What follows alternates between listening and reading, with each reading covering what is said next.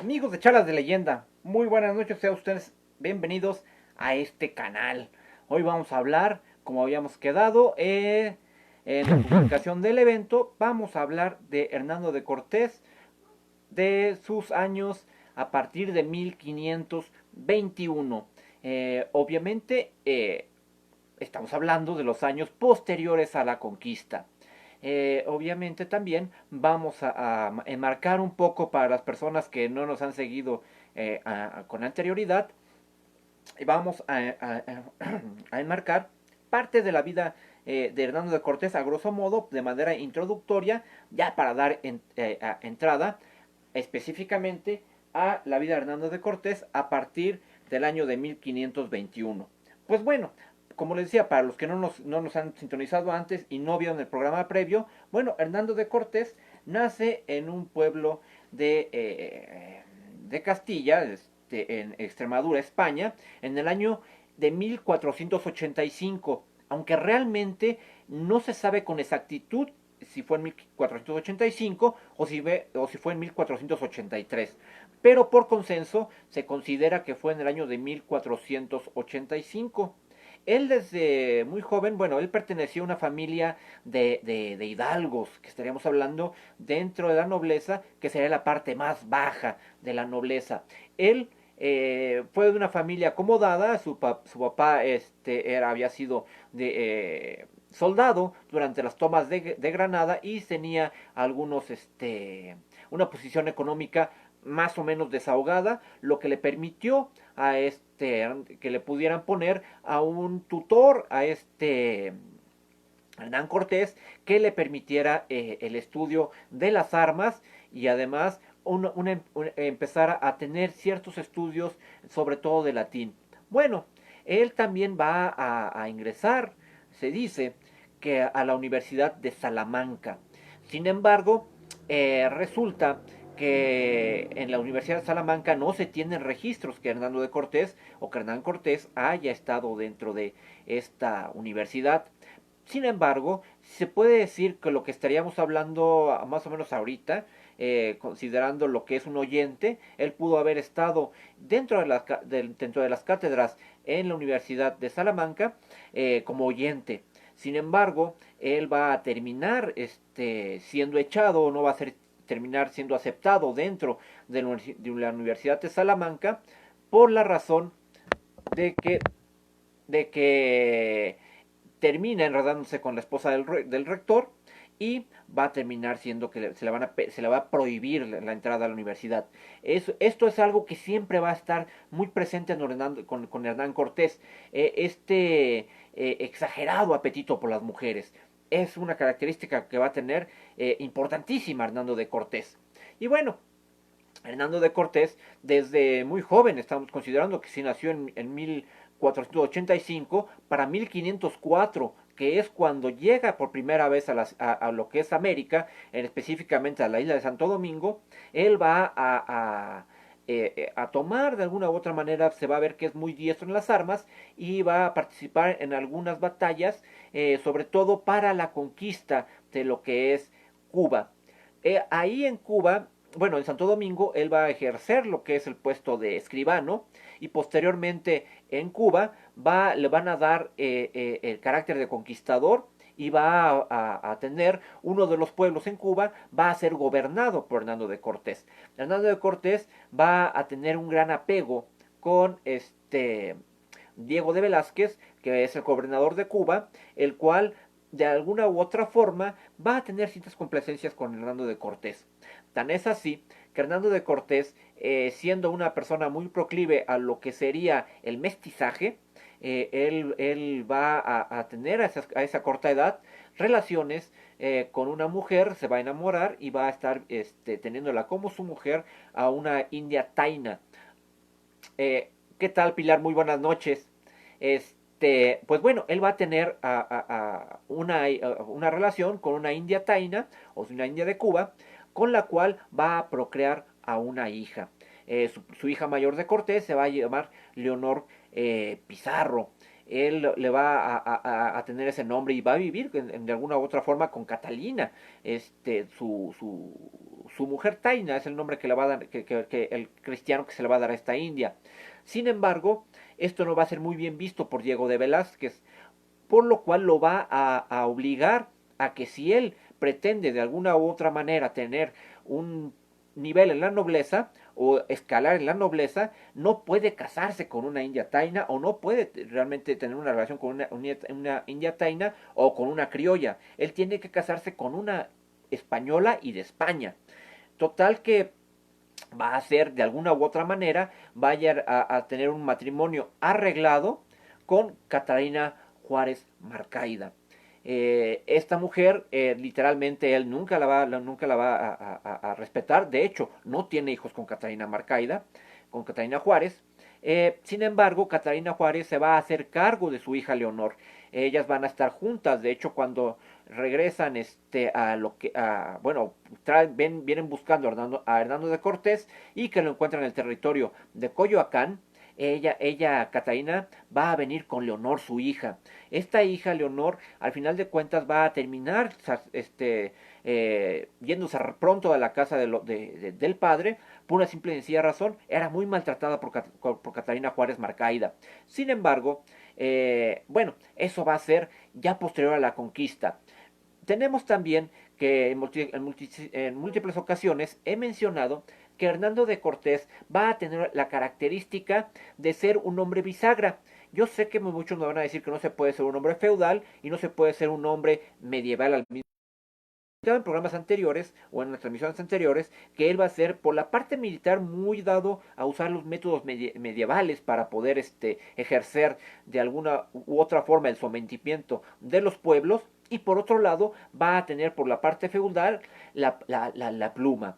En este caso es muy raro encontrar que un capitán o un militar, un general escriba, y mucho menos que un escritor también se dedica a las armas. Es realmente muy contradictorio esta parte. Sin embargo, con Hernando de Cortés se dan esas dos características. Él es un militar que al final de cuentas termina escribiendo a detalle cada una de las cosas que estaba haciendo en batalla. Además que tiene muy buena pluma. Si uno lee, por ejemplo, a otros autores, inclusive al mismo Gómara, va a notar que la lectura es tediosa, es poco atractiva. Sin embargo, con Hernando de Cortés se va a dar todo lo contrario. Es una lectura muy ágil, es una lectura que te envuelve, además de que te envuelve, es una lectura que también te demuestra cierto nivel de conocimientos, ya que tranquilamente él te cita, Esbi, buenas noches, él tranquilamente te puede citar la Biblia, te puede citar a Cicerón, te puede citar a Homero. En este caso, él va a poder citar a los grandes clásicos. Y solamente este conocimiento se tenía a través de tener una cultura pues bastante adecuada, ¿no? Bueno, obviamente, como les comentaba, van a haber fechas importantes. Durante aquella época se creía, Hernando de Cortés se va a convertir en lo que se llamaba en aquella época un español vaquiano. Un español vaquiano, estamos hablando de que en 1504, para 1519, cuando él literalmente se embarca para lo que es la península de Yucatán, que en aquella época se creía que era la isla de Yucatán, nunca le dieron la vuelta, pues bueno, cuando él se embarca, él va a tener alrededor de unos 15 años, pero unos 29 años, bueno, de hecho 30, ya casi 30, sí, 19, 85, sí, sí, sí. Bueno, va a tener por ahí de 85, no, estoy haciendo mal las cuentas, alrededor de 25 son 19 más 15, va a tener como 34 años cuando Hernando de Cortés se embarca en esta expedición. Pero bueno, los españoles vaquianos, ¿qué eran? Los españoles vaquianos eran todos aquellos españoles que se habían acostumbrado a lo que es el clima del trópico. Estamos hablando de que los españoles en aquella época, con los que venían directamente de la península ibérica, terminaban siendo atacados por alguna enfermedad, fiebre amarilla, cólera o algo que les pega, alguna enfermedad característica de estas zonas ribereñas o de estas zonas costeras. Sin embargo, cuando estabas tanto tiempo dentro de estos territorios o de esta ecosistema, de este clima, te convertías y lo superabas, te convertías literalmente en un hombre vaquiano, un español vaquiano, un español que podía soportar tranquilamente los climas. Pero bueno, entonces él va a llegar para 1504 hasta Santo Domingo. Sin embargo, para 1510 él ya va a tener cierto nivel económico, porque además él va a ser muy bueno en cuestiones financieras. Él va a mover de alguna u otra forma las notarías que tiene en Cuba, y se va a hacer de cierto dinero. Hay que ver que España, para aquella época, es un país que está en reciente creación, y no tiene un solo centavo. Está muy mal económicamente, por lo cual el rey, en este caso la reina todavía, tienen que dar ciertas concesiones a los a los a los a los exploradores, a los que lleguen a conquistar, y que de alguna u otra forma ellos se van a hacer de recursos a través de lo que se llamó posteriormente el quinto real. Pero bueno, en este caso, cuando Hernando de Cortés tiene las primeras noticias en 1517 de la expedición que llega de Fernández de Córdoba, que va a ser seguida posterior a la de Grijalva. Él va a tener conocimiento ya de lo que la existencia de México, ellos de México Tenochtitlan, porque con su primer contacto que van a hacer en Yucatán con los mayas van a tener esa comunicación con los primeros españoles, y van a empezar a hablar de la ciudad de México Tenochtitlan, una ciudad todavía mítica para ellos. Sin embargo, eso va a estar. Por eso, para 1519, cuando Diego de Velázquez, ya como gobernador de Cuba, le otorga la facultad a Hernando de Cortés de que pueda venir a investigar y hacer la recuperación de algunos españoles que habían quedado de la expedición de Fernández de Córdoba, y de Grijalva, es el que él va a venir. Sin embargo, Hernando de Cortés va a venir, como les digo, va a llegar con 10 barcos, y es muy importante esto: 7 barcos van a estar pagados por Hernando de Cortés. En este caso, esta pequeña introducción para... Muchas gracias, Leticia, esperamos que sea muy interesante. Esta financiamiento que va a dar Hernando de Cortés para la expedición es muy importante, porque al final de cuentas es parte de lo que él va a dar. Es más, la corona española no pone un solo ducado, un solo maravedí para poder financiar lo que es la expedición de Hernando de Cortés. Bueno, entonces decía, para 1519 Hernando de Cortés va a llegar por primera vez a la isla de Cozumel. Ahí se va a enterar que ciertamente existen algunos españoles sobrevivientes. Estos españoles es Jerónimo de Aguilar y Gonzalo Guerrero. Gonzalo Guerrero, ya lo había mencionado, es aquel español que ya es más indio que cualquier cosa. Él ya, de hecho, es un cacique maya, y no acepta ya reunirse con las fuerzas de Hernando de Cortés. Sin embargo, Jerónimo de Aguilar sí. Jerónimo de Aguilar va a ser parte de esta expedición de Fernández de Córdoba, que va a ayudar y va a ser gran complemento y gran punto de apoyo para don Hernando de Cortés. Bueno, Hernando de Cortés para 1519 también va a conocer a lo que sería su principal faraute, su principal lengua. Sobre todo porque cuando llega a la zona de Campeche con el cacique gordo, le va a ser entregada como regalo. Él de hecho no le da mucha importancia hasta que ve la forma en que se desenvuelve esta mujer. Dicen que era muy habladora, que mucho le gustaba platicar, e inclusive no solamente va a ser el intérprete, sino que además va a ser la guía cultural que le va a dar el apoyo a Hernando de Cortés para que él entienda de qué manera puede llegar a conquistar México, Tenochtitlan y todas estas naciones. Gran parte de lo que va a ser muy beneficiado, le va a beneficiar a Hernando de Cortés, es que va a haber no solo un solo país, sino va a haber una serie de señoríos. Y obviamente termina atacando al más importante, a la Triple Alianza, y va a durar el sitio 3 meses aproximadamente, hasta que cae lo que es el 13 de agosto de 1521. Bueno, al final de cuentas, Hernando de Cortés va a aprovechar estas ideas y esta forma de pelear de los mexicas. Y se dice que del atraso en armamento, yo he estado viendo algunos estudios sobre las armas mexicas y no estaban nada mal, ¿eh? Eran realmente muy letales las armas mexicas. Sin embargo, pero bueno, llega entonces la conquista. Entonces, Hernando de Cortés va a agarrar y va a empezar a escribir sus cartas de relación. De hecho, va a empezar a mandarlas a España junto con el Quinto Real. Estamos hablando de que para 1520 ya la reina Juana ya no está gobernando. El que está gobernando en aquel momento es Carlos V de Austria. Sin embargo, por ahí hay un problema con Carlos V. Este problema lo voy a mencionar un poquito más tarde. Sin embargo, tuvo muchos conflictos para poder llegar a convertirse en rey de España. Pero bueno, por lo menos la representación que se tiene que de Carlos I o Carlos V, que es el mismo, primero en España y quinto en Austria, va a tener empezar a dirigir las cartas a él. Pero bueno, sin embargo, él va a luchar de alguna u otra manera porque le va a dar el nombre a este territorio, porque le encantó, le gustó tanto que él le recordaba mucho a su patria, a España. Entonces él dice que esto es tan bello que sería como una nueva España. Entonces él va a denominar a esos territorios como la Nueva España. El nombre le agrada mucho a Carlos I y se queda el título de la Nueva España.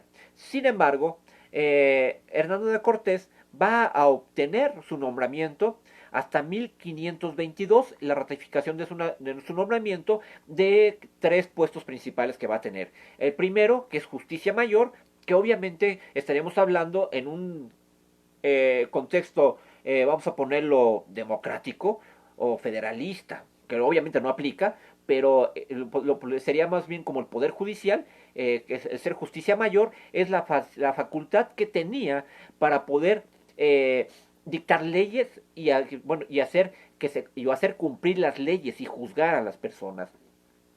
Otro nombramiento va a ser el de capitán general. ¿Por qué es muy importante el capitán general? Porque él va a tener a su cargo todo el poder militar que pueda ejercerse dentro del territorio de la Nueva España.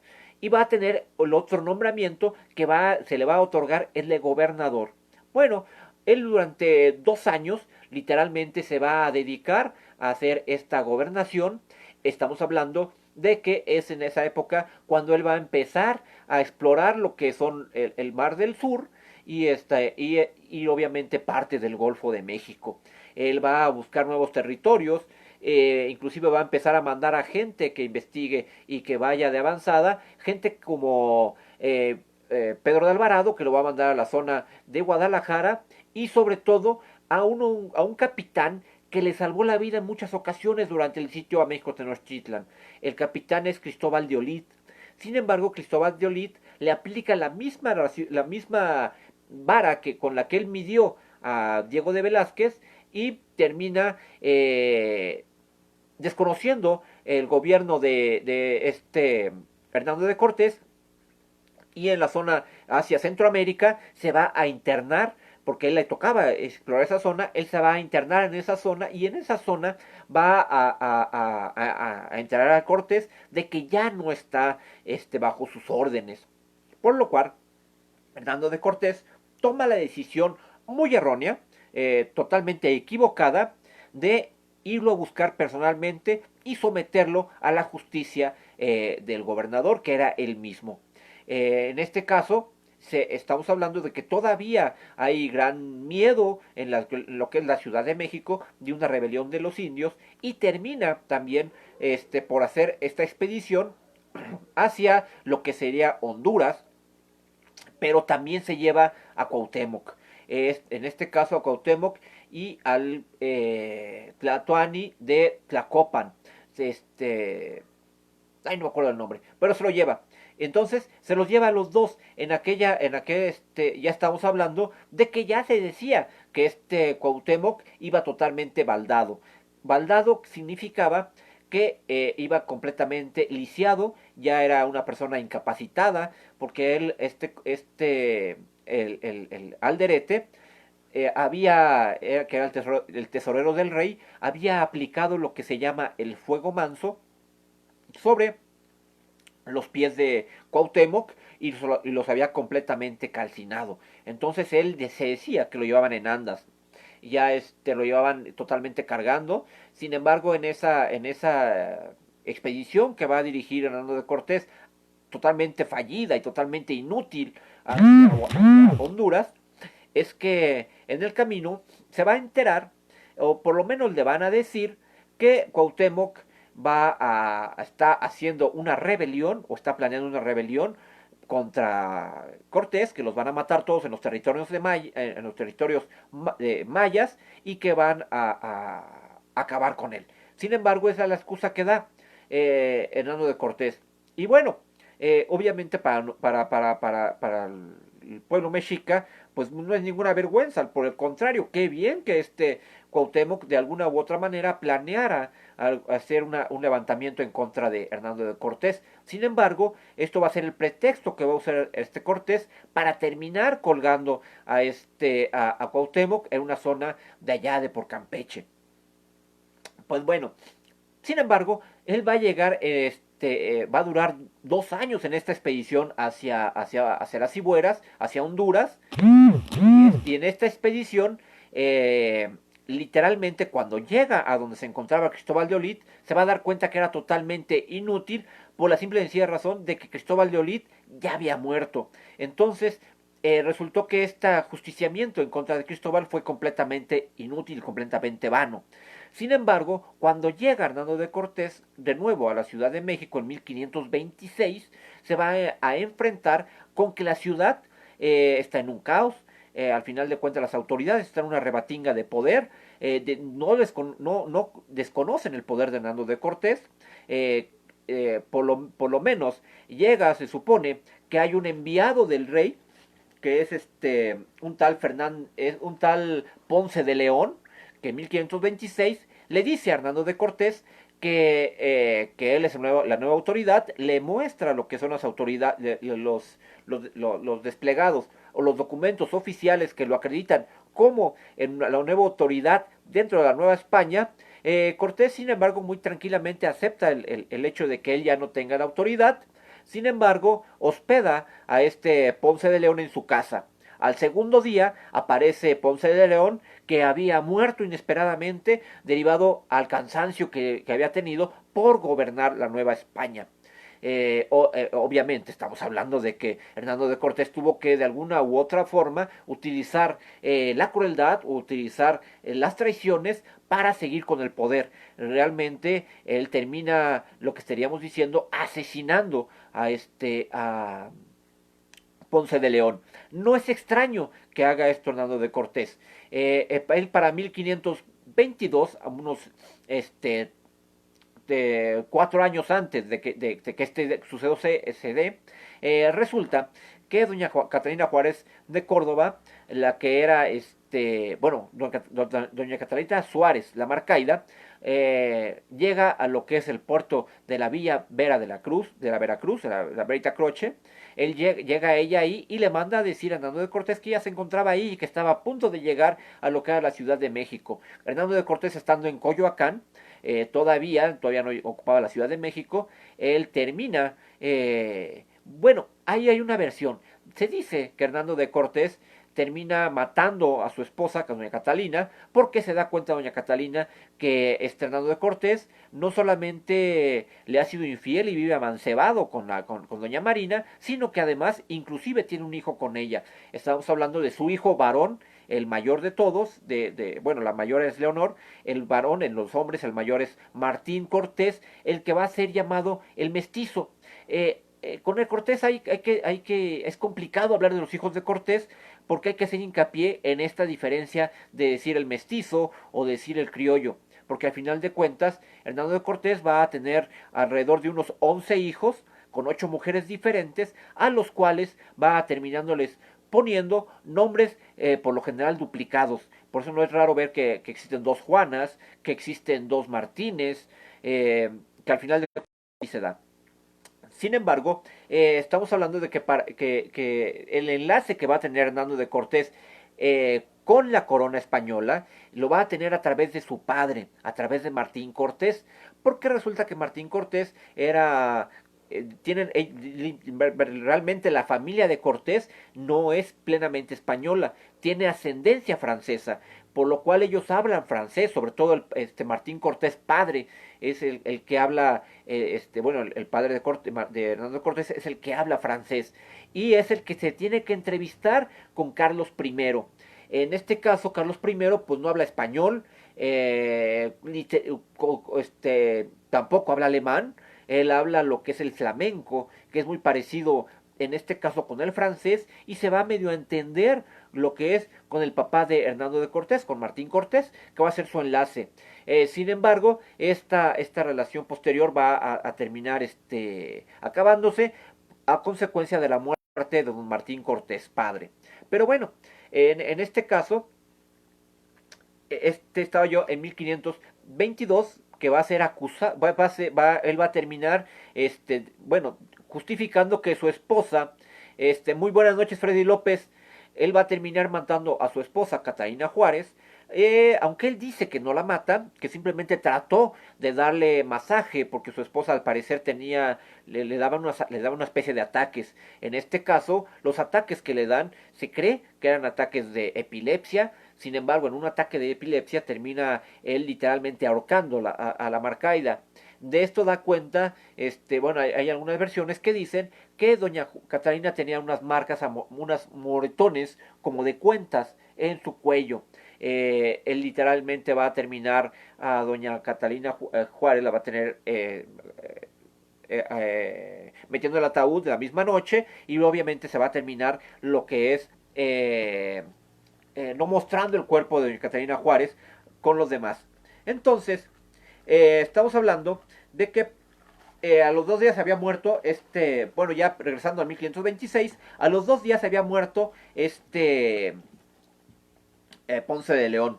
Sin embargo, gran parte de las posesiones que pertenecían a Hernando de Cortés habían sido intervenidas, en este caso, por los que se creían que eran representantes del rey.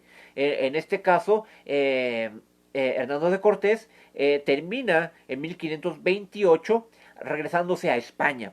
En 1528 él va a hacerle reclamaciones directas a su majestad, a Carlos I, con relación a la gobernación, porque a él le habían otorgado la gobernación y sin decirle, darle una justificación real, terminan quitándole esta parte. Además, que para 1527 habían sido prohibidas totalmente la publicación de cualquier trabajo realizado por Hernando de Cortés. Es más, de hecho, se decía que si uno que podía tener una obra de Hernando de Cortés en su biblioteca, tendría que pagar lo que era una multa equivalente a lo que serían unas 20 mulas o 3 caballos muy buenos.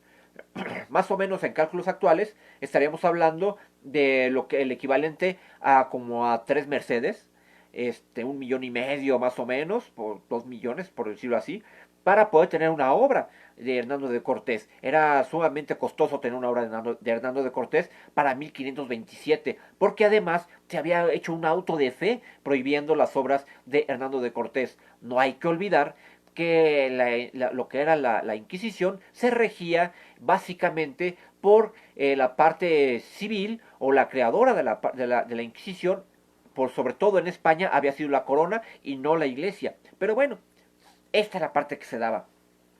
Sin embargo, él va en 1528 a hacer estos reclamos al rey. Cuando llega en 1528, algunos capitanes que habían sido aliados con él se van con él y ya estando en España van a denunciar lo que se llama un juicio de residencia, y en el juicio de residencia que se le va a seguir a Hernando de Cortés se le van a increpar muchos desmanes, entre ellos que el reparto del quinto real no había sido justo, que él se había quedado con gran parte del tesoro, que había falseado la información para el quinto real, y además, sobre todo la peor acusación era que él había matado a su esposa, a doña Catalina Juárez, y además que también él había, durante su estancia en Coyoacán, había dado rienda suelta a ese apetito sexual que tenía y constantemente cambiaba de mujer sin importar que fueran madres e hijas.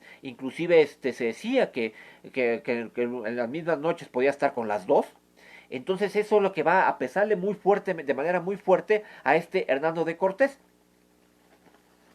Sin embargo, esto es en 1529. Sin embargo, lo que va a hacer Carlos I, al escuchar toda esta serie de increpaciones que se la van a hacer a Hernando de Cortés, no lo va a volver a ratificar como gobernador, sino es todo lo contrario. Lo que hace la corona española, en específico Carlos I, decide no decidir. ¿Qué quiero decir con esto?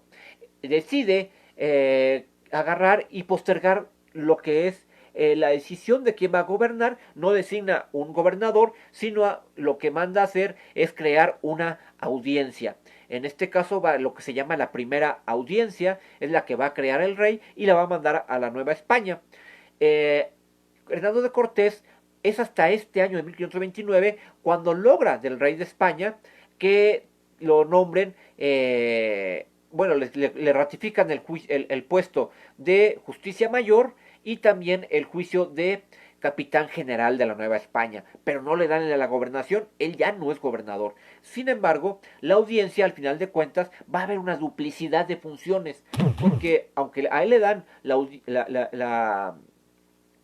la justicia mayor, la audiencia, como bien lo dice el nombre, se encargaba igual de lo mismo, de aplicar justicia. En este caso, lo que va a hacer Cortés en este hecho de ausencia de un gobernador, literalmente él va a cubrir este hueco y va a funcionar como gobernador. Sin embargo, va a tener muchos problemas con el presidente de la primera audiencia, que también se creía gobernador. Y en este caso es una persona que uno no sentaría a su mesa a comer, es el famoso Nuño de Guzmán, perdón.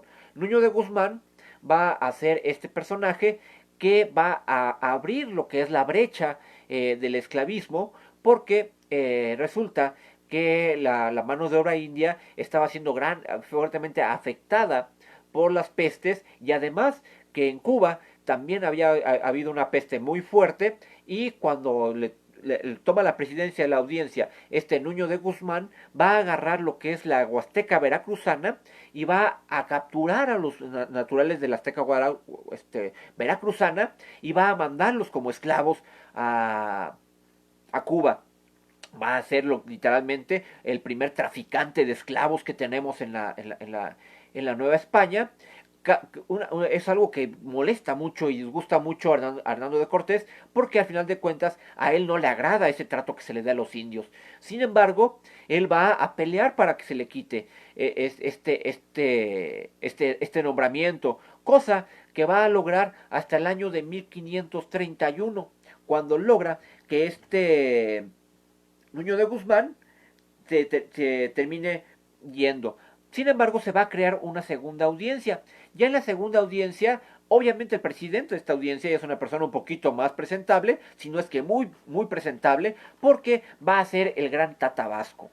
Vasco de Quiroga va a ser el encargado de esta segunda audiencia, una audiencia que va a empezar a respetar los fueros de Hernando de Cortés, y va a establecer esta protección a los indios. Sin embargo, sigue con el mismo problema, porque no hay gobernador. Por lo cual es que Hernando de Cortés se tendrá que nuevamente tener comunicación con el rey para que se nombre una autoridad. Esta autoridad va a ser nombrada, va en 1533, y va a recaer sobre la persona de Antonio de Mendoza y Pacheco.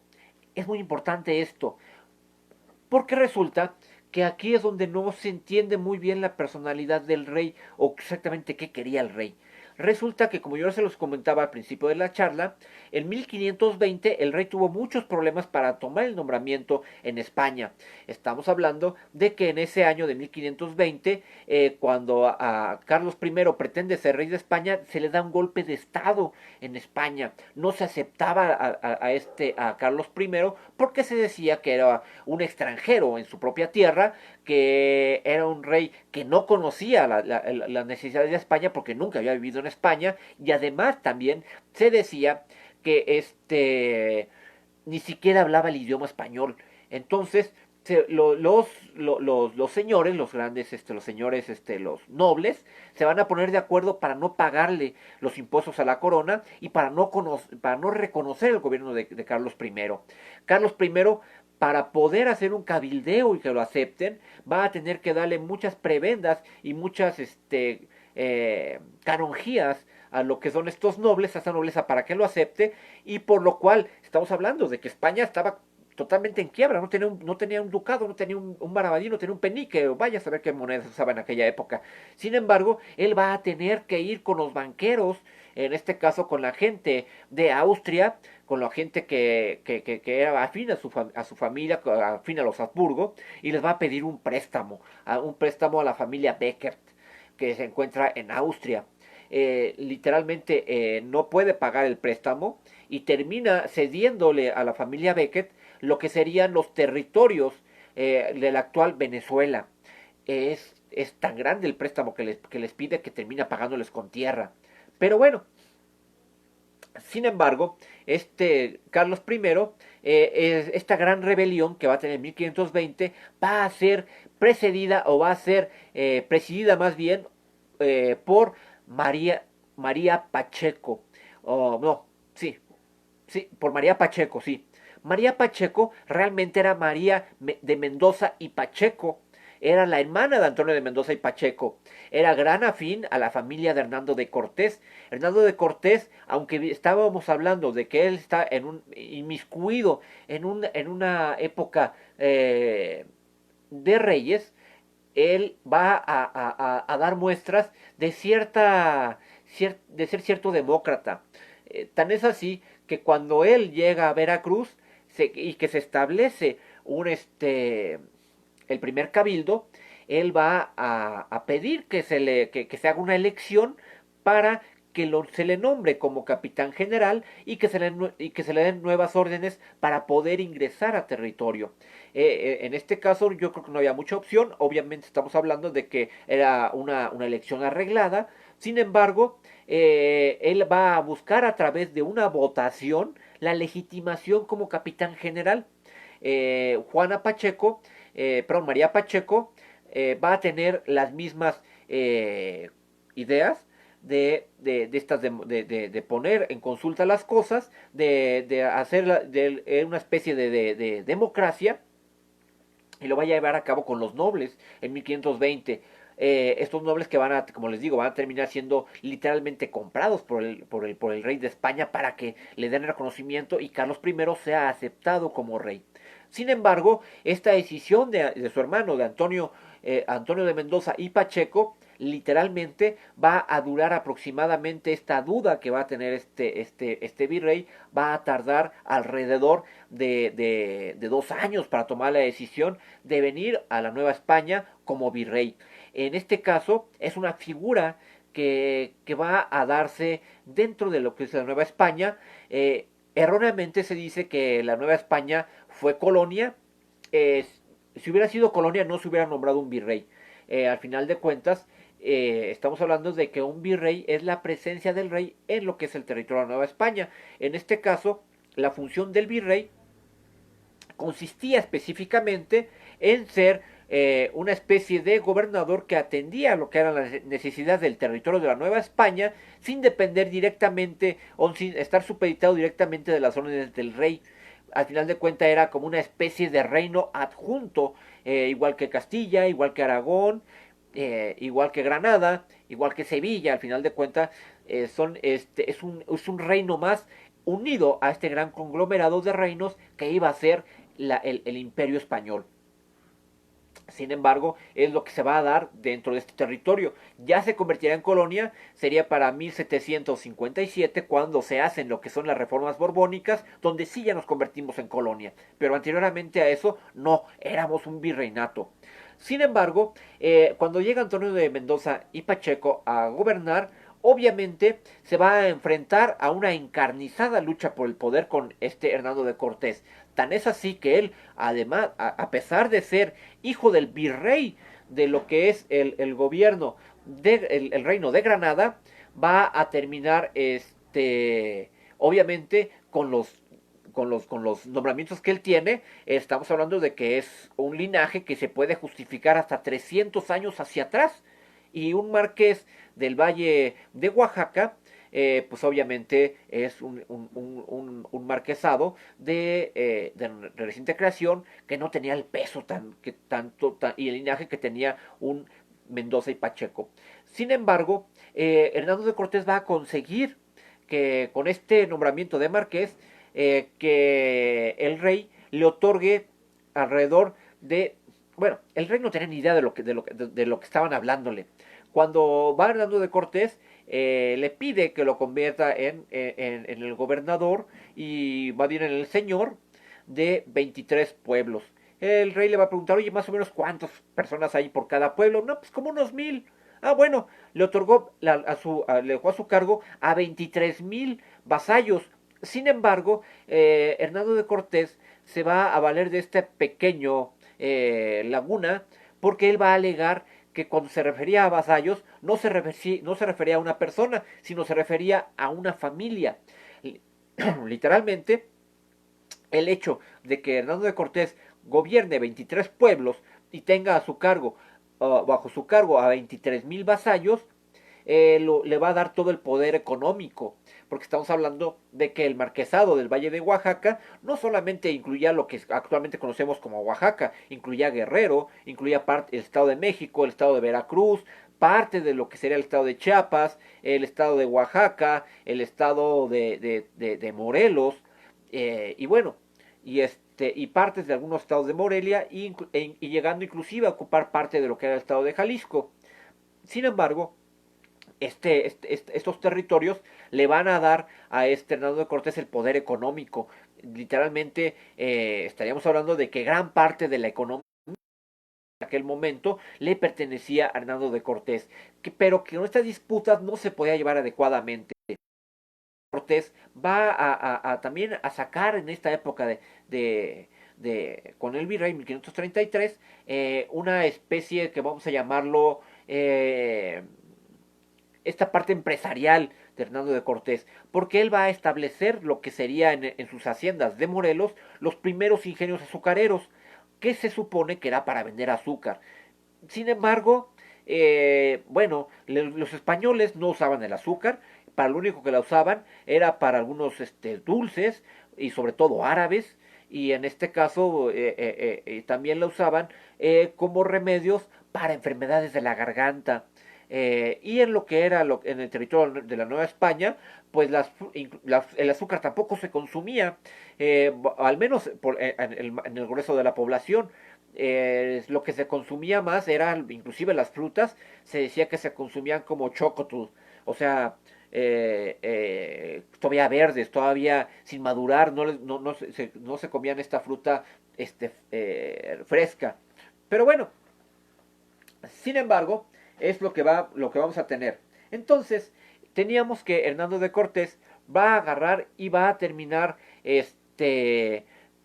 peleándose con lo que es el virrey, porque le va a imponer el hecho de que a cualquier acto público donde tenga que hacer acto de presencia el rey, forzosamente tiene que estar Hernando de Cortés, y viceversa. Cualquier acto que tenga que hacer Hernando de Cortés tenía que ser también acompañado de Antonio de Mendoza. Lo que estaríamos hablando de esta figura dual que va a ser la gobernación en la Nueva España. Estamos hablando de que, a pesar de que era un pacheco, y tenía grande abolengo y era aparte del virrey, realmente el mayor peso de autoridad lo tenía Hernando de Cortés.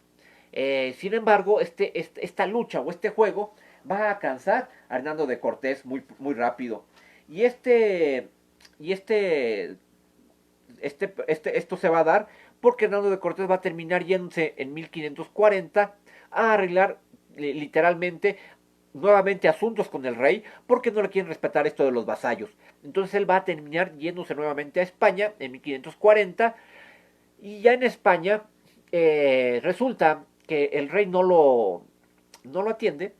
Él termina tratar de buscarle la cara al rey y se va a meter en lo que es una infructuosa guerra con Argel.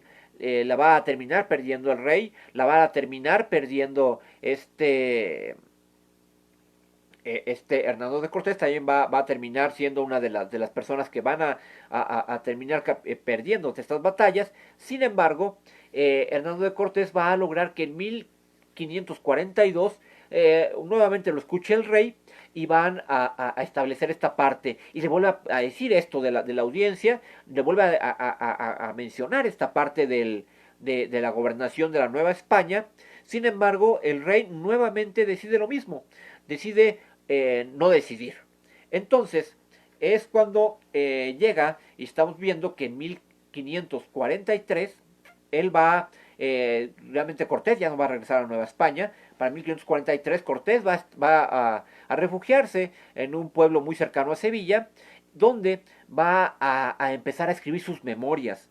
En este caso, las memorias de Hernando de Cortés, porque además una cosa que pasa durante este 1542, resulta que Carlos I termina por abandonar el poder. En este caso, él se va de España, se termina yendo a Bruselas y ya en Bruselas él va a alejarse un poco de esta gobernación y va a dejar la regencia de España, se la va a dejar específicamente a Felipe II, a su hijo, el cual era un total antiindigenista. Una de las leyes, por ejemplo, que va a ser ratificadas por él y que fueron expedidas por Antonio de Mendoza y Pacheco cuando llega a la Nueva España, primeramente establece que solamente los españoles pueden hacer uso de monedas de oro o monedas de plata y que los indios no pueden usar esas monedas. A los indios la única moneda que pueden usar son unas monedas irrisorias que va a hacerles de cobre, que son las monedas que solamente pueden manejar los indios. Hernando de Cortés siempre se opuso a esto. Él quería que los indios también manejaran el oro, que manejaran la plata, y además permitía también el uso y costumbre de el uso del cacao como transacciones. Hernando de Cortés toda su vida hasta 1547 va a pelear por ese reconocimiento, cosa que no va a lograr.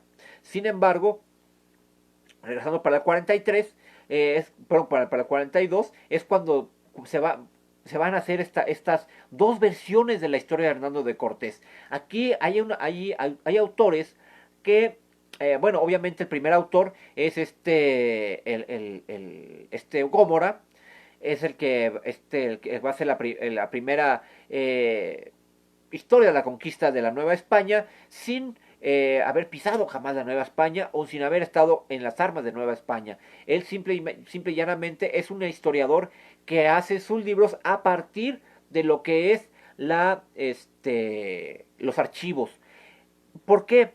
Porque Hernando de Cortés, a pesar de que era muy prolífico para escribir, hubo una prohibición en absoluto para que él pudiera escribir, por lo cual va a usar a Gómara para que Gómara termine escribiendo la versión que Hernando de Cortés quería para él, obviamente bajo la titularidad de Gómara. Sin embargo, paralelo a esa parte, se va a dar la escritura de la otra versión. Aquí hay autores que sostienen que Bernal Díaz del Castillo es el que escribe en ese momento también la verdadera historia de la conquista de la Nueva España. Sin embargo, hay un autor de origen francés que nos establece, Christian Duverger, por cierto, que nos establece, que nos dice, y que nos pone en tela de juicio esta versión, porque nos dice que el uso de un capitán, de un soldado, más bien de un soldado raso, como era como lo que se presume de Bernal Díaz del Castillo, no tenía el conocimiento adecuado para poder hacer las interpolaciones que hacía, sobre todo las citas que hacía Hernando de Cortés, de Homero, de Cicerón, de la Biblia, de los clásicos. Cuestión que se va a dar, que también se da, porque inclusive la verdadera historia de la conquista de la Nueva España empieza con una cita de Cicerón. Sin embargo, cosas que no se ven dentro de la escritura, que se estudian, sobre todo son las métricas como se escriben. Y resulta que si uno compara lo que es las cartas de relación, la versión de Gómara y la versión de la nueva, de Bernal del Castillo, se ve que la primera y la última, estamos hablando de las cartas de relación y la de Bernal del Castillo, tienen la misma métrica y hacen más o menos similitudes por cuanto hace a la cita de los personajes de los clásicos. Pero bueno, y además que es muy raro que cuando uno lee las dos versiones, la de Gómara y la de Bernalia del Castillo, se da cuenta que, un capítulo nos dice una cosa y justamente en la versión de Bernalia del Castillo nos dice otra cosa. Porque al final de cuentas termina Hernando de Cortés en esta interpretación de este historiador francés, nos dice que termina contraponiendo la versión que daba Gómara con la versión que quería transmitir Hernando de Cortés a través del anónimo, del anonimato, que era José Altamirano. En este caso, que es la persona que se dice que realmente firma los papeles y que le van a ser enviados a Remón y que él va a terminar escribiendo lo que se llamaría la verdadera la historia de la conquista de la Nueva España bajo el nombre de Bernal Díaz del Castillo. Sin embargo, tenemos que para 1545 Hernando de Cortés él ya no puede venir a Nueva España y es cuando empieza a hacer lo que sean sus testamentos y empezar a alegar la forma en que se manejarían sus bienes. Él ya tenía la prohibición de entrar a la ciudad, a México Tenochtitlan, o la ciudad. Si él llegaba a venir, no podía entrar a la ciudad. Él tenía que quedarse en algunas de sus propiedades, ya fuera en Morelos, fuera en Oaxaca o fuera en Veracruz, pero él no podía entrar a la Ciudad de México. Ya no tiene la oportunidad de entrar a la Ciudad de México, sin embargo, él va dentro de su testamento solicitar que se le entierre, en el momento que él llegue a morir, que se le entierre en la tumba, que se haga exprofeso en la capilla de la Conchita, de la Concepción, de la Purísima Concepción de María, que actualmente conocemos como la Conchita en Coyoacán. Él lo va a establecer en su testamento y sea donde se le entierre. Sin embargo, él va a tener obviamente los estragos de la guerra, los estragos de ser un español vaquiano, le van a cobrar la factura cuando estamos hablando de que es una persona de aproximadamente 62 años, para 1547, él va a tener muchas cosas que van a terminar minando su existencia un 2 de diciembre de 1547. Sin embargo, cuando Hernando de Cortés fallece, uno podría pensar que en ese momento acaba los andares de Hernando de Cortés. Sin embargo, no. Resulta que cuando él muere en Castilleja de la Cuesta, y ahí en Castilleja de la Cuesta, él no tiene preparada una tumba, al final de cuentas, sí se sentía enfermo, sí se sentía que a lo mejor moría, sin embargo, no tenía un mausoleo por donde pues estuvieran sus restos, y termina el conde de Medina y Sidonia termina prestándole su mausoleo. Él va a ser enterrado en Castilleja de la Cuesta, donde va a estar en esa tumba alrededor de unos 13 años, que es el tiempo que le va a sobrevivir su amigo el conde de Medina Sidonia. Cuando el conde de Medina Sidonia muere, tiene que ocupar su tumba, pero la tumba está ocupada por Hernando de Cortés. Sin embargo, él va a terminar siendo llevado al convento de San Jerónimo allá en España, y va a estar alrededor en ese lugar de unos 100 años más o menos. 100 años que los cuales todavía la corona no le permite inclusive venir a la Ciudad a la Ciudad de México, a los restos de Cortés, porque todo lo que fue el siglo XVI fue un periodo 100% indígena, fue un periodo 100% con el temor de que la ciudad de alguna u otra forma pudiera levantarse en armas con los españoles. Estamos hablando que la población española era muy pequeña en comparación con la población indígena, a pesar de que la población indígena estaba siendo diezmada por las pestes y por las enfermedades.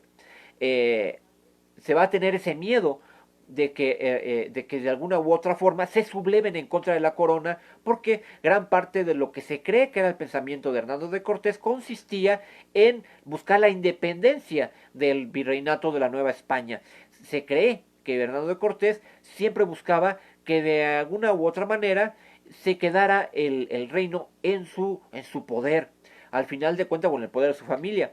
Al final de cuentas, les hacía mucho hincapié muy al principio de esta parte, donde el gobierno de España no le concede y no le cumple la parte que le correspondía a Hernando de Cortés. Por ejemplo, a este Cristóbal Colón, a él sí le va a cumplir, porque al final de cuentas lo va a convertir en el virrey de Santo Domingo, perdón, de República Dominicana. En este caso, bueno, los territorios que pertenecen actualmente a República Dominicana, que en aquella época se conocía como San Salvador. Y además que también su hijo, Diego Colón, también se va a convertir en el virrey de la misma zona. Sin embargo, esta situación no se da con Hernando de Cortés. Hernando de Cortés, una vez que se estableció el virreinato, él pretendía que se le nombrara virrey a él. Sin embargo, no se le nombra virrey. Al final de cuentas, ese nombramiento no se lo otorga el rey. Sin embargo, pero sí existía un gran temor hacia la figura de Hernando de Cortés. Les digo, hasta 100 años después es cuando los restos de Hernando de Cortés llegan a lo que es Texcoco o Texcuco, y van a establecerse, ahí van a estar también mucho tiempo en lo que es el convento de San Francisco, pero el de Texcoco. Ahí van a estar un buen tiempo hasta que sean totalmente removidos y se les empiece a otorgar cierto respeto, ya cierto miedo, se había perdido a una sublevación por parte de los indios, y se le va a llevar al otro convento de San Francisco, pero a San Francisco el Grande, el que se encuentra, bueno, cuyos restos actualmente se encuentran en lo que sería, o en lo que es más bien, la calle de San Francisco, de Francisco y Madero. Siempre digo San Francisco. Perdón, esta costumbre de nombrar a la Ciudad de México por los antiguos nombres. Actualmente la calle de Madero, enfrente de lo que sería la Torre Latinoamericana, bueno, atrás de la Torre Latinoamericana hay una iglesia muy grande que tiene una escalinata hacia abajo. Bueno, ese era el templo, convento y monasterio más grande de América Latina. Ese era San Francisco el Grande. Ahí estuvieron los restos de Cortés. Restos que posteriormente fueron llevados ya en el pleno siglo XVIII a lo que sería, bueno, lo que era y es más bien el convento, la capilla, la iglesia de la Purísima y Limpia Concepción de María, actualmente Capilla de la Purísima, que está a espaldas o a un costado más bien de lo que es el Hospital de Jesús, entre las calles en la esquina que hacen las calles de República del Salvador con Avenida Pino Suárez. Ahí está lo que es la iglesia de la Purísima Concepción, y ahí están los restos de Hernando de Cortés, restos que en época del virrey de Revillagigedo va a mandar que Manuel Tolsá le haga un mausoleo dentro de la iglesia, y que además se forje lo que es un busto que corresponde a Hernando de Cortés. Sin embargo, este busto termina la figura de Hernando de Cortés desde ya en la época de la independencia, cuando se acaba lo que es el primer imperio. Vienen estos republicanos con estas ideas absurdas de acabar con todo lo que representara lo que España, como si ellos hablaran en náhuatl, como si ellos se rigieran por el calendario de la cuenta larga, o, o se rigieran bajo los designios de los antiguos dioses mexicas. Obviamente estos liberales absurdos, entre ellos Guadalupe Victoria, Vicente Guerrero, van a tratar de al final de cuentas destruir lo que son estas representaciones españolas dentro de la Nueva España. Sin embargo, va a haber un defensor de estos tesoros o de estos joyas del arte, que también era él, en este caso, el administrador general de todos los bienes de la familia de Hernando de Cortés. Estamos hablando de que era Lucas Alamán. Lucas Alamán va a agarrar y va a mover lo que son los restos de Hernando de Cortés, lo va a cambiar de lugar, entre comillas, nada más los va a mover unos metros y se va a destruir lo que es el mausoleo, el baldaquino construido por Manuel Tolsá va a ser totalmente destruido. El busto va a ser enviado a Italia y se va a hacerle creer a la población que los restos de Hernando de Cortés ya no existen en la Ciudad de México. Sin embargo, va a dejar escrito una carta que le va a dar siempre se me olvida, al esposo de Madame Calderón de la Barca, le va a dar, es el primer embajador plenipotenciario o el primer representante español que reconoce a México, Calderón de la Barca. A él se le va a dar una carta, la familia de Lucas Alamán se va a quedar con otra carta y se va a quedar una carta el notario, que hizo cuenta de esto. Sin embargo, estos documentos literalmente estuvieron perdidos hasta que viene lo que es la revolución, la guerra civil española, y algunas representaciones de España se son movidas, entre las cuales aparecen unos documentos donde dicen dónde quedan los restos de Hernando de Cortés. Buscan los legajos y los protocolos de aquel notario que tomó cuenta de ello, y ciertamente sí aparecen, los documentos se constatan como originales, y se busca también a los que son todavía los descendientes de la familia Lucas Alamán, y entre los archivos de don Lucas Alamán aparece también esta carta. Esto sucede durante el gobierno, los últimos días del gobierno de Manuel Ávila Camacho, y va a terminar haciéndose una comisión para la búsqueda. Comisión que le va a terminar concluir esta búsqueda a Miguel Alemán Valdés. Miguel Alemán Valdés va a mandar que realmente se busquen estos datos, que se recaben y que se confirmen si son ciertos ya de manera física, y ciertamente sí van a aparecer. Van a aparecer los huesos de Hernando de Cortés, unos huesos que nos dicen la cantidad de sufrimiento que pasó Hernando de Cortés. Porque, por ejemplo, resulta que Hernando de Cortés, derivado de estos huesos, o esta perorata que me acabo de mandar, resulta que ya solamente tenía un diente, toda la dentadura la había perdido, posiblemente por alguna enfermedad, posiblemente se dice que él pudo haber tenido sífilis. En este caso, también tiene los huesos muy maltratados, lo que va a ser gran parte del reconocimiento de Hernando de Cortés, porque resulta que durante una batalla que va a tener con los mexicas, van a terminar pegándole en la cabeza, y van a tener que literalmente haciéndole una operación, abriéndole la cabeza y sacándole un coágulo de sangre que se le había formado del golpe que le habían dado, y obviamente la fractura que tenía en el cráneo se va a ver en estos restos de Hernando de Cortés. En este caso, los restos de Cortés van a quedar en el lugar donde originalmente estuvieron, con la única observación de que solamente se le va a poner el nombre, el supuesto año de nacimiento 1485 y el año de deceso 1547. Y bueno, al final de cuentas, así tenemos a Hernando de Cortés, posteriormente a estos años que se le dan posteriores a 1521. Poco hablamos de la época de la figura de Hernando de Cortés. Hernando de Cortés, así como sus restos anduvieron errantes durante 3 siglos, bueno, casi 5 siglos. También tenemos que el nombre de Cortés, al final de cuentas, también va a tener muchas connotaciones y va a cambiar y la concepción que se tiene de Hernando de Cortés a lo largo del tiempo.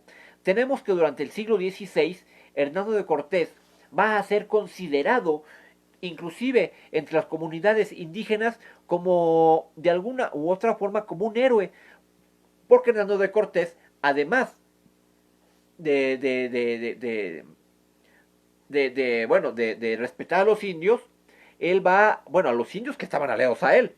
Él al final de cuentas, muchos de estos indios aliados a él van a acompañar a sus campañas.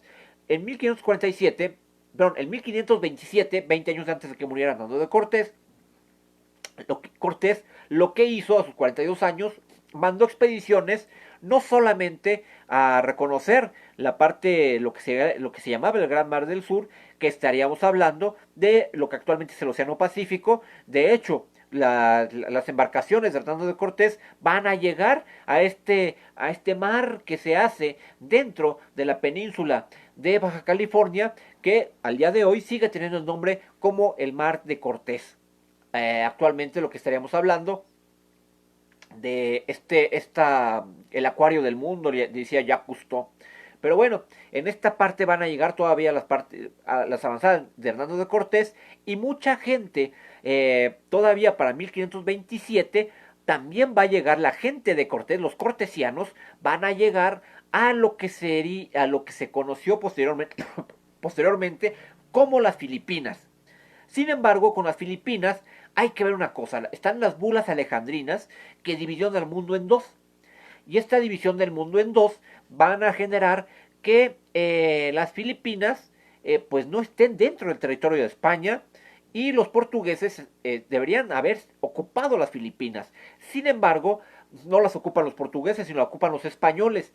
Pero a su vez, los portugueses van a ocupar un archipiélago que se conoce como las Molucas, donde se van a establecer. Pero las Molucas están dentro del territorio español. Entonces, se van a hacer lo que son los tratados de Tordesillas, donde se le va a permitir a los españoles estar en las Filipinas, y a los portugueses estar en las Molucas.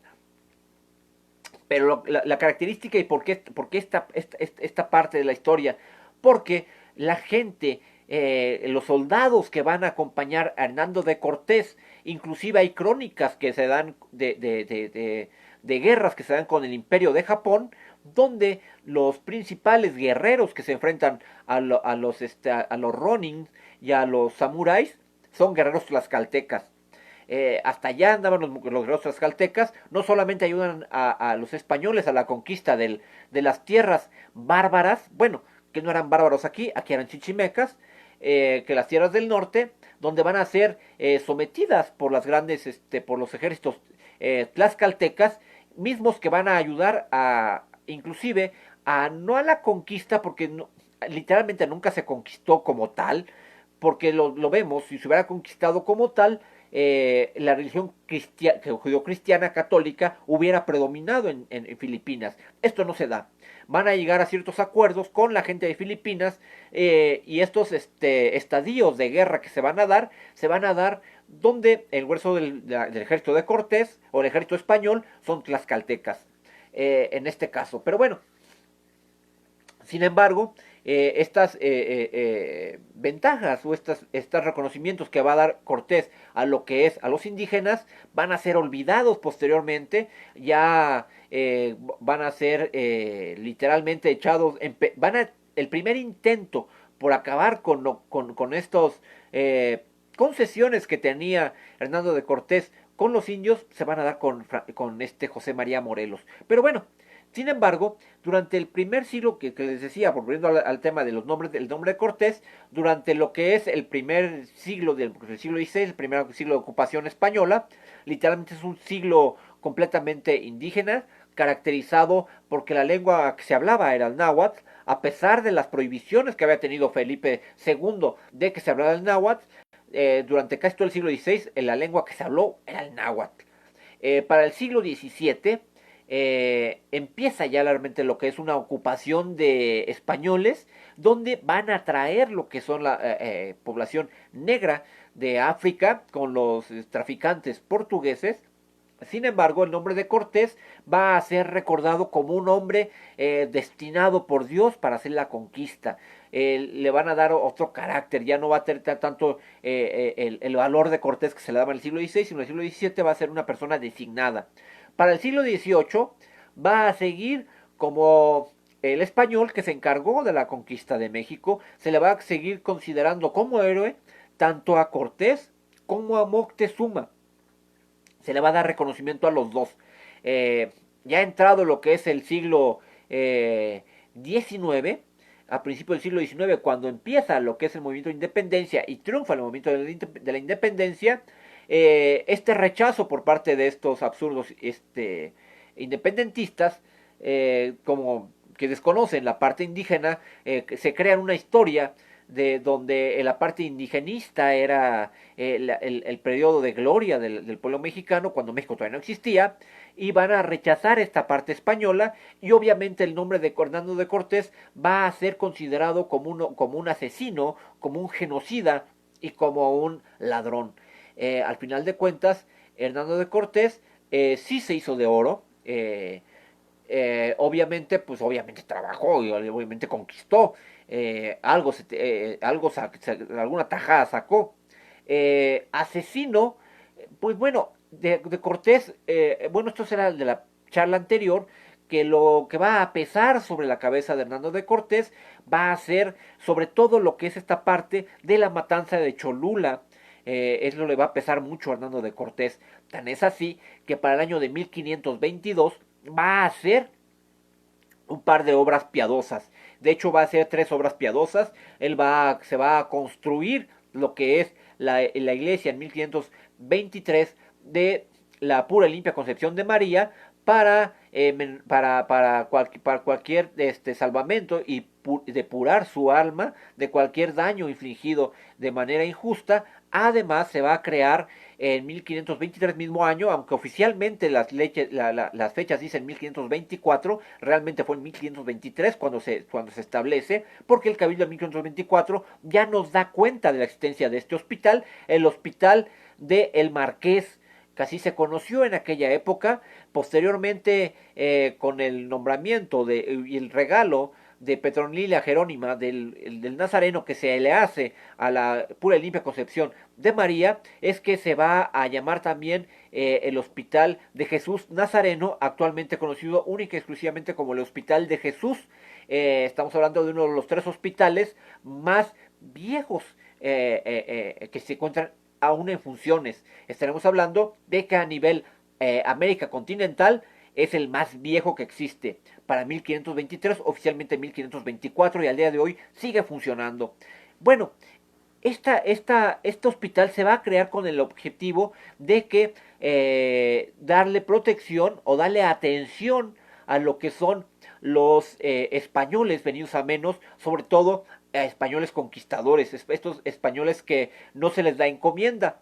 Hernando de Cortés pretendía para 1527 que los españoles que lo acompañaron en la gesta de la conquista del centro de México, Tenochtitlan, sustituyeran a lo que serían o lo que eran los señores caciques indios. Y a los indios los jalaba bajo su protección y les daba educación instrucción, mientras lo que eran los señores de la guerra, los señores que habían venido con él, se quedaban con parte de los terrenos y con los terrenos y representación de los indios. Sin embargo, esto no se da.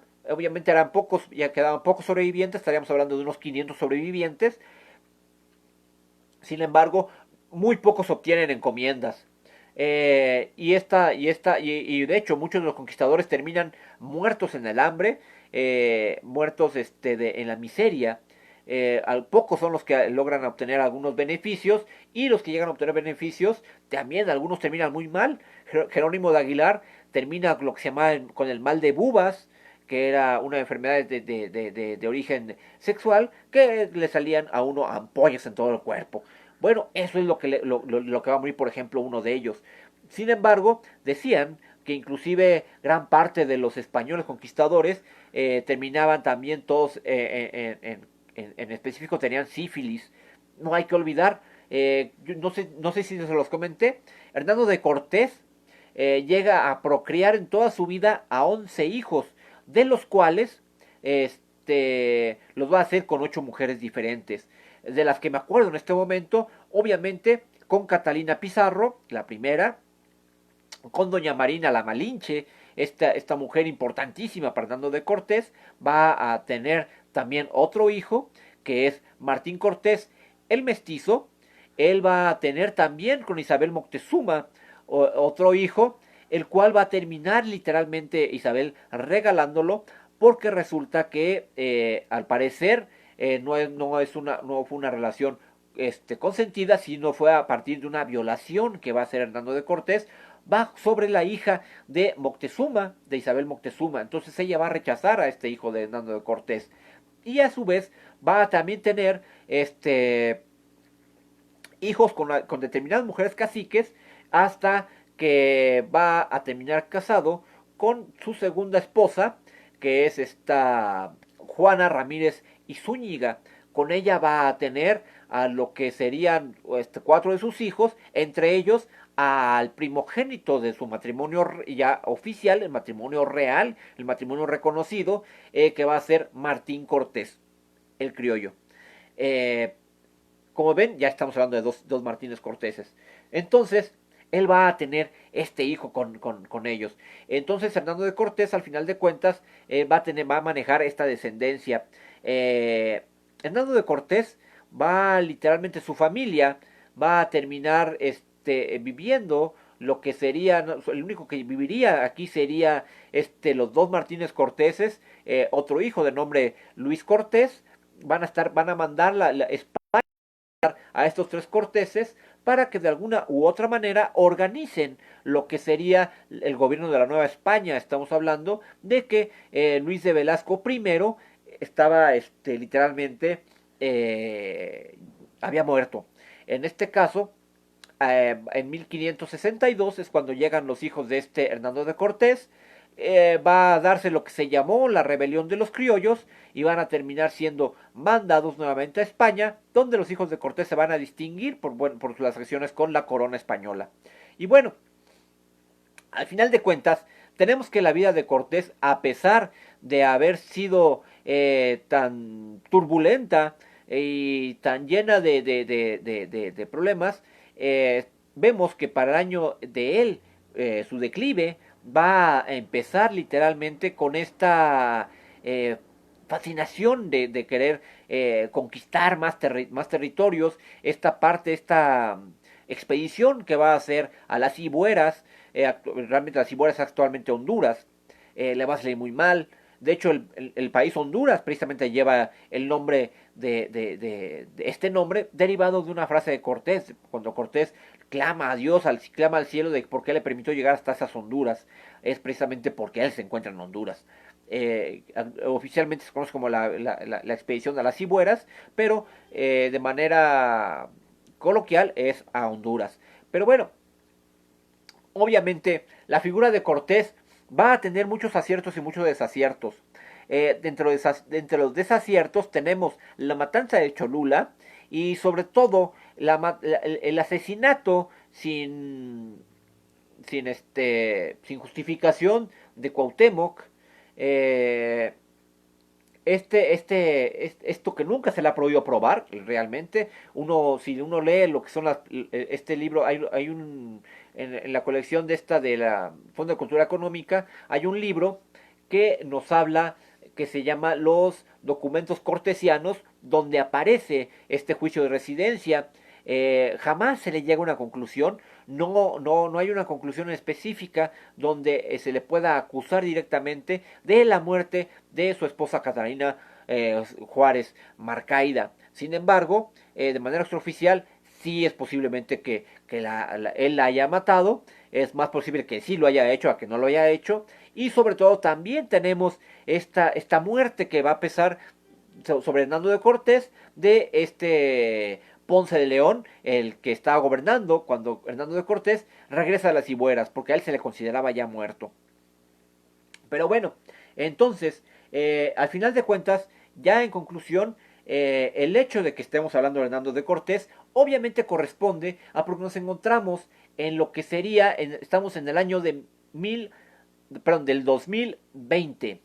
Para octubre del 2020 estamos hablando de que Hernando de Cortés hace 500 años exactamente estaría reorganizando el ejército, sobre todo estaría desmontando los barcos que se encontraban, que habían sido barrenados en el puerto bueno, en las playas de la Villa Vera de la Cruz, de Veracruz, y los estaría trayendo hacia zonas tlaxcaltecas y posteriormente serían reensamblados en el lago de Texcoco para llevar a cabo lo que sería la conquista de México Tenochtitlan. Estamos hablando donde yo sé que gran parte de la figura de Hernando de Cortés es un personaje con el cual México, sobre todo el mexicano moderno, no se ha podido reconciliar. Es un personaje que al final de cuentas, como lo decía en la plática pasada, no hay más, no hay más que de dos sopas con la historia. O se asume, o se aguanta, o se soporta.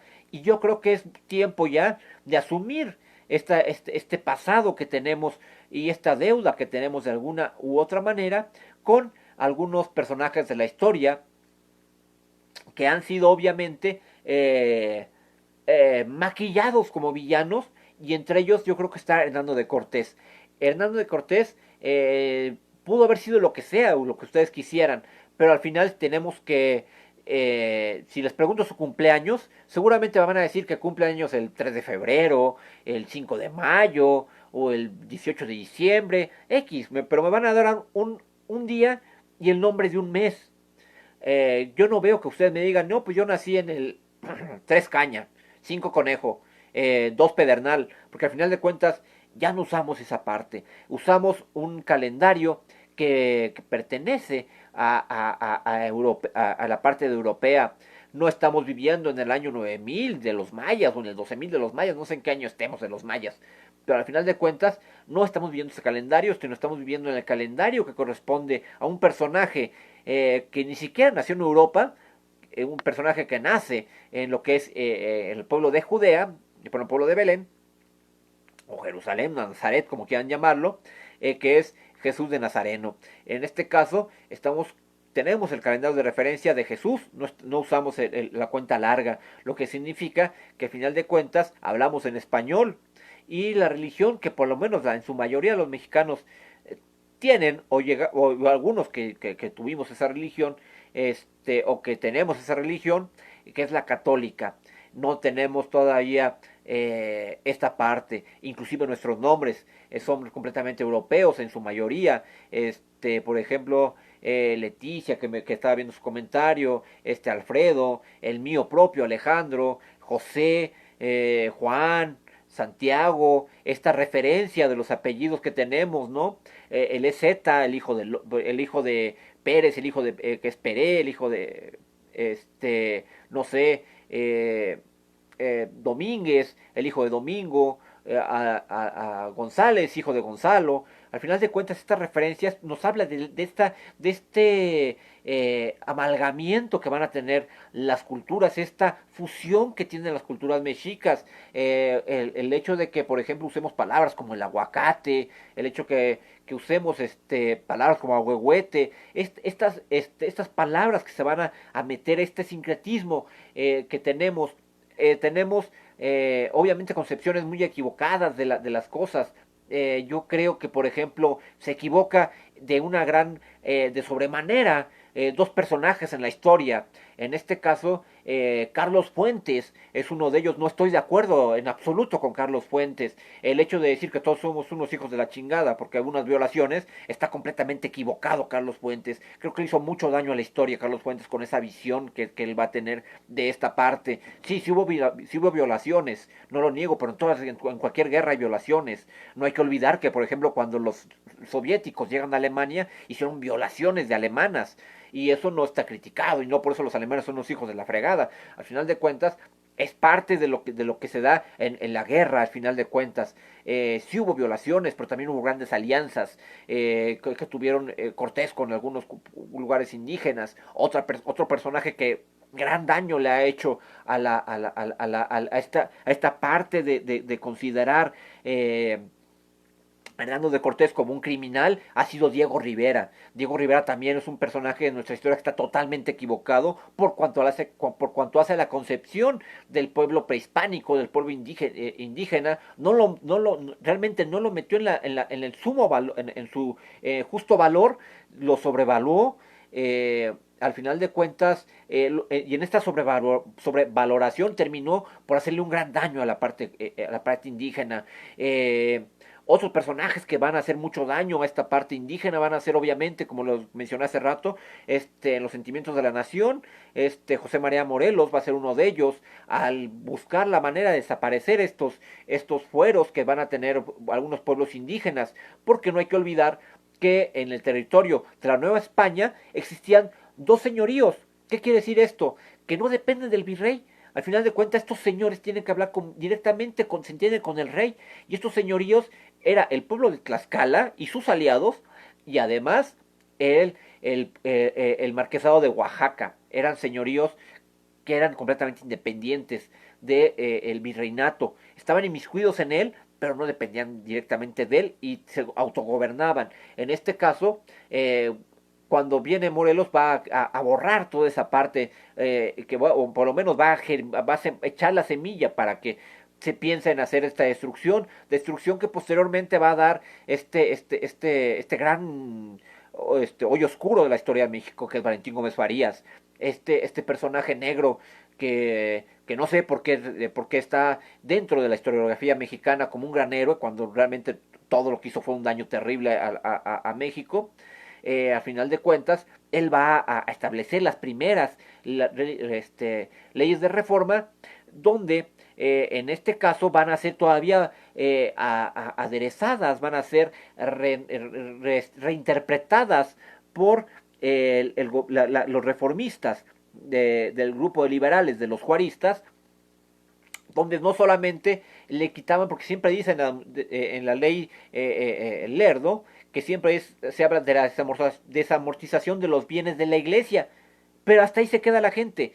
Nunca dicen exactamente el título completo, que es la desamortización de los bienes de la iglesia y manos muertas. Manos muertas correspondía a todos aquellos pueblos de indios que tenían y se autogobernaban y que de alguna u otra forma tenían un patrimonio colectivo. Todo esto va a hacer un gran daño lo que son las leyes de reforma, porque van a acabar con la propiedad indígena.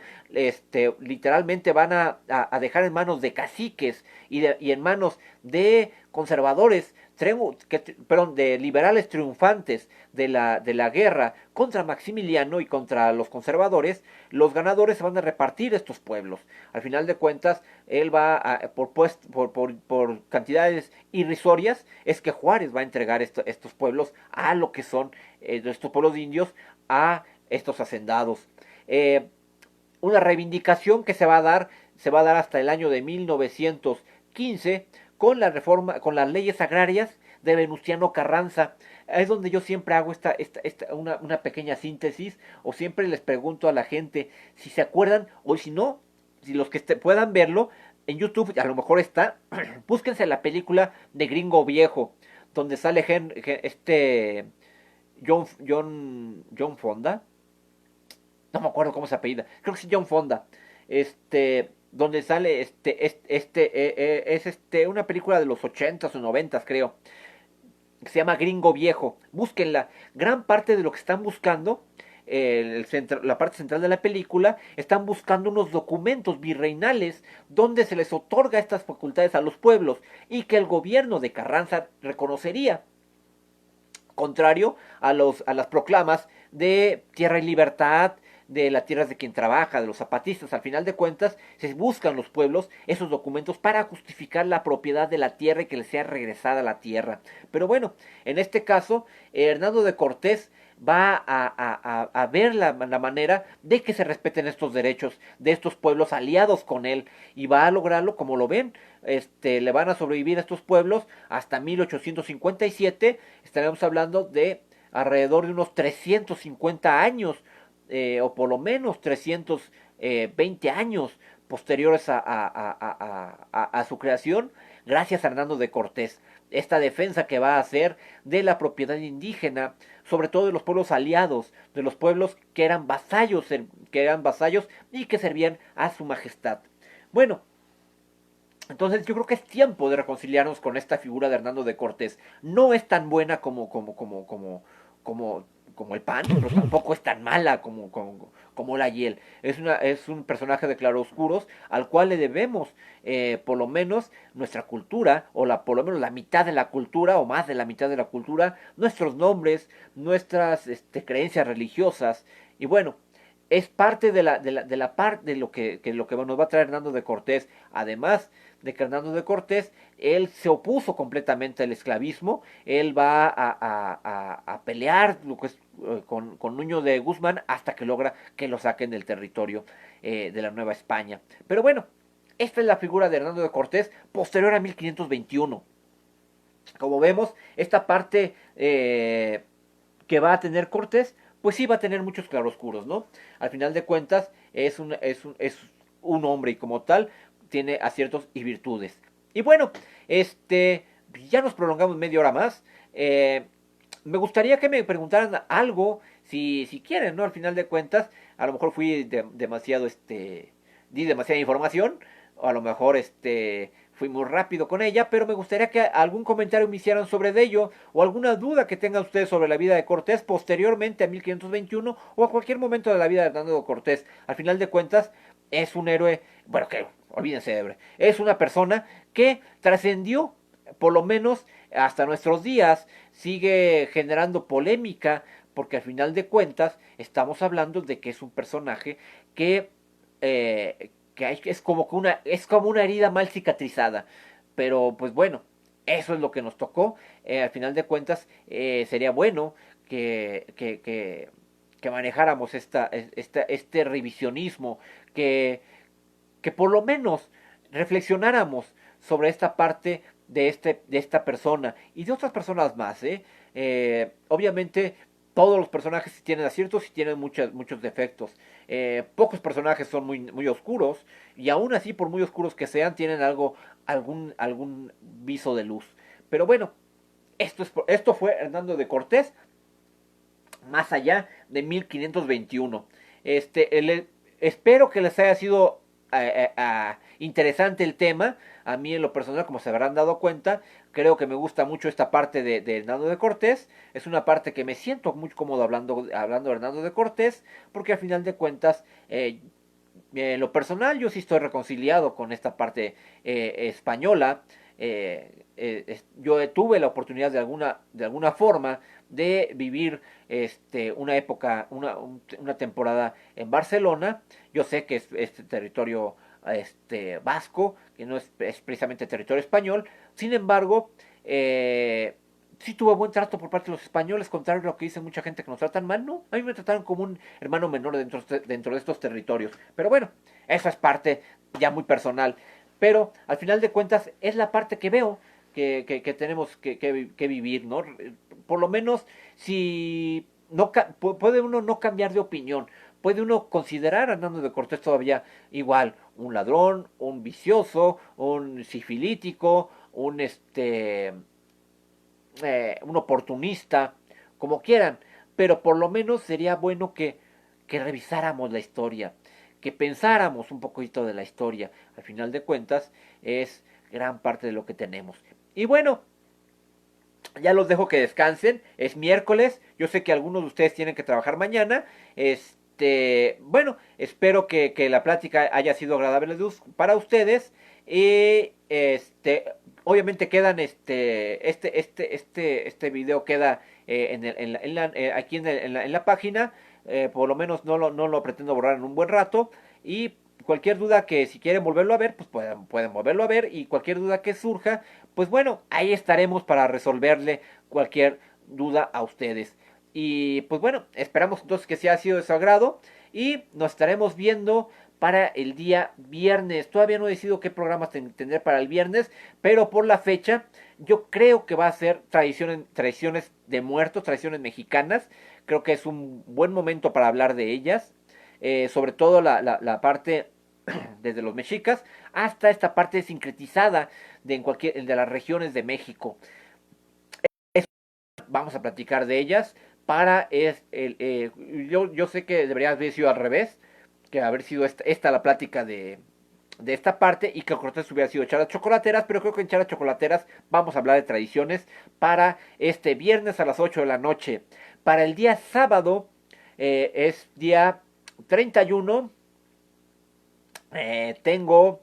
Para el día sábado tengo campamento de leyendas. Este campamento es todavía sí, es adelantito de lo que es el Valle del Conejo. Nos vamos a hacer campamento. Allá nos quedamos toda la noche. Y vamos a estar narrando y contando leyendas de terror tradicionales de México en un campamento.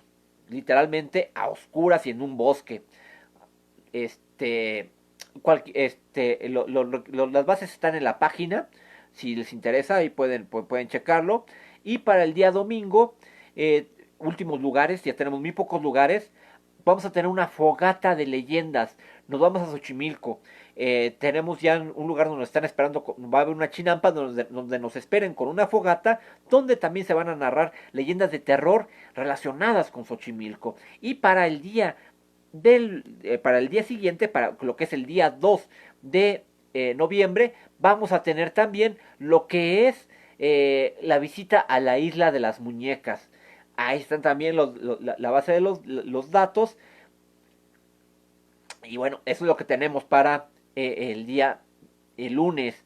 Todavía para el día domingo en la mañana estoy confirmando con mi compañero, con mi gran amigo de México en el Corazón, a ver si se hace una visita a lo que es el complejo guadalupano. Allá nos vamos a la Villa de Guadalupe. Vamos a hablar de arte, vamos a hablar de historia, vamos a hablar de anécdotas, vamos a hablar de exvotos, vamos a entrar al museo. Y bueno, al final de cuentas es una interesante, también un interesante recorrido. Y yo creo que para el día, también no olviden, también suscríbanse y los que estén interesados, igual está el evento que si es que no nos cambian de color y si seguimos manteniendo el color amarillo, vamos a visitar para el día 7 de noviembre las viejas, el viejo barrio universitario en el centro histórico de la Ciudad de México.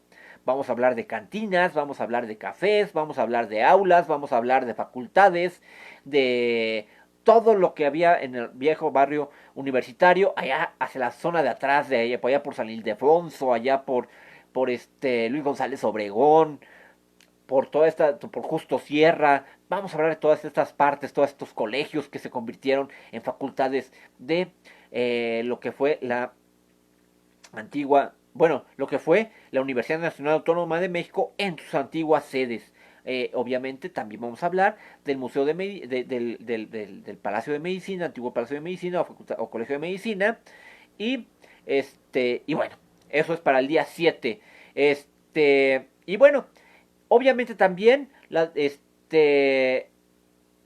déjame ver. Ah, perfecto, sí. Entonces, obviamente también entonces quedo cualquier duda, cualquier donativo que quieran hacer a este servidor a través de las cuentas bancarias aparecen también en el evento. Sin embargo, en los comentarios dejo un número de cuenta para cualquier persona que quisiese hacer algún donativo para estas pláticas, para que continuemos con programa de difusión cultural. Y bueno, pues quedo de ustedes. Espero que haya sido mucho de su agrado. Espero a todos a todos los que estuvieron conmigo, a los que ya se están convirtiendo en compañeros de esta plática, que es Leticia Sáenz, a Freddy López, déjame ver, a Esbi y a Pilar de Alba. Son personas que constantemente nos acompañan y que me da gusto que por lo menos estén presentes. Y me gustaría que en algún momento dado, cuando se pueda, bueno, hay gente que ya lo está haciendo. Pero yo sé también hay gente que viene que está que de otros lados, que están en otros estados, pero cuando vengan a la Ciudad de México, algunos algunos tengan ya se sientan con confianza de salir, hay que tener mucho cuidado ahorita con los contagios de COVID-19. Cuando esto ceda, me gustaría que nos acompañaran a lo que son los recorridos presenciales. Tuvimos un recorrido precioso para el domingo pasado. De hecho, a mí me encanta mucho. Dicen que yo soy un mueble más de ahí. Estuvimos en el Munal, estuvo excelente la plática, la charla. Fue una charla muy rápida, nos echamos solamente 2 horas y media en el Munal. eh, y fue bueno volver a ver algunas obras que hace tiempo que no veía. No, son obras que a mí me gustan mucho. No sé si a ustedes les gusta el arte, a mí me gusta mucho el arte. Es algo que yo no sabía, que hasta que estuve dentro del museo, que me encantaron muchas obras, ¿no? Pero bueno, esto es por lo que cuenta por el día de hoy. Y bueno, como les digo, muchas gracias. Espero contar con su presencia en programas posteriores. Y como les digo, vamos a hablar lo que son de tradiciones de México para el día viernes. A las 8 de la noche, misma hora, vamos a hablar en la serie de charlas chocolateras sobre de esto. Igual, en charlas chocolateras empezaremos a hablar a partir del próximo viernes en 8, lo que sería para el día 6, empezamos con presidentes de la revolución. Vamos a hablar de ese periodo convulso que sabemos cuándo empezó, pero no sabemos cuándo terminó. Vamos a hablar desde Madero hasta Lázaro Cárdenas. Posiblemente nos ampliemos inclusive a Manuel Ávila Camacho y poquito a Miguel Alemán Valdés. Pero bueno, eso será ya a partir del día 6 de noviembre, los días viernes a las... No, creo que lo dije a los miércoles. Creo que lo tengo para los miércoles. Bueno, no importa. Yo les hago saber exactamente si es miércoles o viernes esta parte que corresponde a los presidentes de la revolución. Y bueno, por mi parte, eso es todo. Agradezco mucho su atención. Y pues muchas gracias y que descansen. Y espero que esto por lo menos haya cambiado un poquito la visión que se tiene de Hernando de Cortés. Y bueno, como siempre les digo, al final de cuentas, pues muchas gracias. Que estén, hasta luego y muy buenas noches. Hasta luego.